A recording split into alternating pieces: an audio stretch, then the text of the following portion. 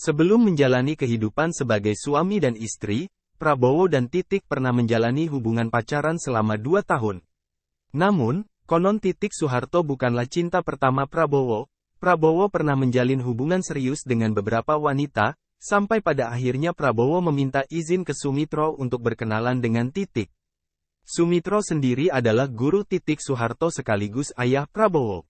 Dirinya pun memberi nasihat pada Prabowo untuk serius dalam hubungannya dengan Titik.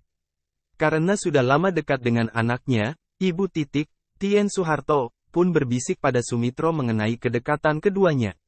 Tak lama kemudian, Choa Hok Sui, orang kepercayaan Prabowo Sutejo, mendorong Sumitro untuk meresmikan hubungan Titik dan Prabowo. Prabowo pun mengatakan akan segera melamar Titik dan keduanya pun mendatangi kediaman Soeharto untuk melamar Titik.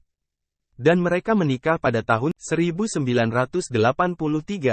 Tahun setelah menikah, Prabowo dan Titik pun dikaruniai anak semata wayang, yaitu Ragowo Hedi Prasetyo atau Didit Prabowo. Didit tumbuh besar di Boston, Amerika Serikat dan kini telah menjadi seorang desainer terkenal di Perancis. Hubungan merenggang karena pandangan politik orang tua berbeda. Sayangnya, hubungan Prabowo dan Titik mulai renggang karena perbedaan politik antara Soeharto dan Sumitro.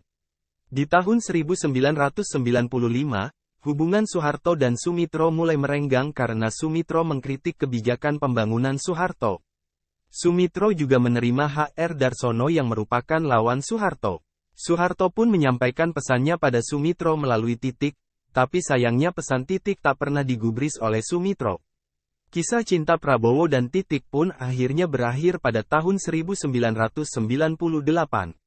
Keluarga Cendana marah pada Prabowo dan menganggap dirinya membiarkan mahasiswa untuk menduduki gedung MPR DPR dan menjatuhkan Soeharto.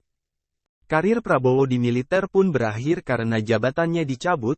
Prabowo pun memilih untuk menjadi pengusaha di negeri asing. Prabowo dan Titik pun akhirnya berpisah, tapi tidak ada kepastian apakah keduanya bercerai atau tidak. Kemesraan Prabowo dan Titik pun kembali muncul ketika Prabowo mencalonkan diri menjadi presiden di tahun 2019.